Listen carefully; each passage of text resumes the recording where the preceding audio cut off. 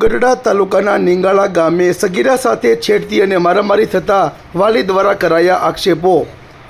આજ રોજ મંગળવારને બપોરે 2 કલાકે સામે આવેલી વિગત અનુસાર ગઢડા તાલુકાના નીંગાળા ગામે નજીવી બાબતે મારામારી થઈ હતી। સૌપ્રથમ તો છેડતી થયા હોય તેવો વાલી દ્વારા આક્ષેપ કરવામાં આવ્યો હતો। 17 વર્ષની પુત્રી દુકાને બેઠી હોય તે વેળાએ સામેવાળા વ્યક્તિઓ આવી છેડતી કરી તેમજ દીકરી કંઈ બોલતા તેને માથામાં કઈ વસ્તુ ફટકારી હુમલો કરી તેમજ લોહી કાઢી નાખતા આખરે વાલી દ્વારા પુત્રીને વધુ સારવાર અર્થે ગઢડાની રેફરલ હોસ્પિટલ ખાતે લાવવામાં આવી હતી। ત્યારબાદ પોલીસને પણ જાણ કરવામાં આવી હતી અને અનેક આક્ષેપો વાલી દ્વારા કરવામાં આવ્યા હતા। તમારું આખું નામ? સુરેશભાઈ પાલાભાઈ પરમાર, કયું ગામ? નીંગાળા। શું ઘટના બની છે? ઘટનામાં આ દીકરીને દુકાન હાંકે છે, કેબિન નાનું, આ દીકરીને રોજે બેસે છે। સામે પાડોશી જે છે જે વ્યક્તિ એ કાયમી ખામો ઊભો રહે છે અને કાયમી કાંઈ દીકરીની છેડછાડ જે કાંઈ કરતો હોય તે અમે 2-3 વખત જઈને કહીએ ભાઈ પગે લાગ્યું તો અમને ઘરે મારવા આવતા હતા।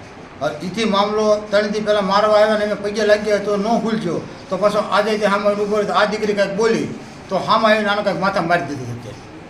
શું માર્યું માથામાં? એ સાહેબ અમે ત્યાં હાજર નહોતા, અમે ગયા ત્યારે દીકરી બેભાન અવસ્થામાં પડી હતી ને। દીકરીનું નામ શું છે અને દીકરી કેટલા વર્ષની છે? દીકરી 17 વર્ષની। આ અંગે તમે પોલીસમાં ફરિયાદ કરી? આ અંગે 2 દી પહેલાં અમે 4 નંબરમાં ફોન કરેલો તો એમ કીધેલું કે ભાઈ તમે ગઢડા પોલીસ સ્ટેશનમાં જઈને ફરિયાદી કરો, ડાયરેક્ટ ગાડી ન આવે। આજે પોલીસ ફરિયાદ કરવાના છો? હા, આજે કરવાની હતી।